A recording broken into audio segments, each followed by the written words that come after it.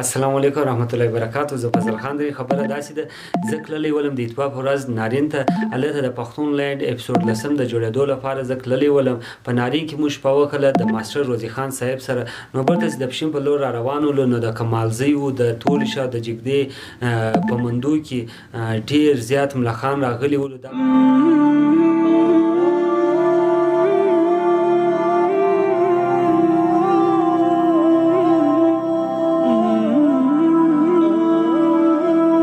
د الله تعالی په عذابو کې یو غټ عذاب د ملخانو راکلل دي. ملخان د کروړاو د عرباو په تعداد کې یو داسې علاقه باندې حمله کوي چې هغه علاقه زرغونه وي. د دوی د حملې لپس د دې علاقې زرغونوالی بالکل ختم سي.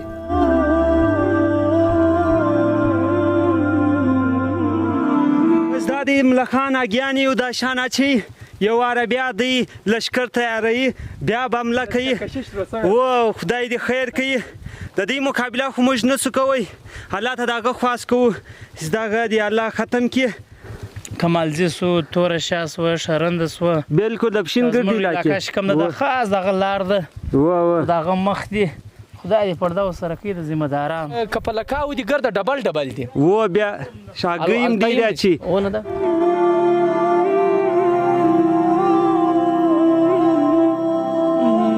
د ملخانو خپل سردار یې دی د سردار په حکم باندې حمله کوي. د سردار په حکم باندې اګیانې اچي. دی اګیانې یو داسې زګۍ اچي چې حالت انسانان نه او د هغه زګي مځکه سي سخته یي نرو مادي ملخ سره ډبل سي نو دی په مځکه کې سروي وکي. په دا سروي کې دی اګۍ اچي د دا اګۍ سه نور ملخان پیدا سي. موږ پښتونخوا خاص طور باندې موږ د پښین عوام چې د هغه زمیندار دي د دې ګزاره په زمینداری باندې ده.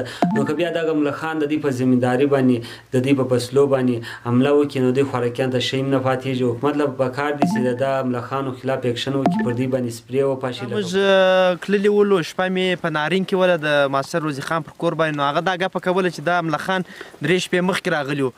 نو موږ چې د هغه کور څخه مخته رالو دا اوس دلته دا ملخان دي پر دغه غر یې ګرده نیولی دي او په ډبل ډبل دي جوړه دي.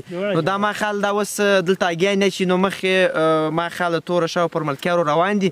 نو الله دې خیر کړي د زمیندارانو فصلو ته دا ډېر د تباهي شی دي. فصلو ته بیخي ډېره تباهي ورسي. دغه ملخان په بیخي ډېر تعداد کې دي. دا ګرده غرونه دي سره نیولي دي. دا ګرده غرو کې دا ملخان دي. اوس هغوی سره چې سره ډبل دي.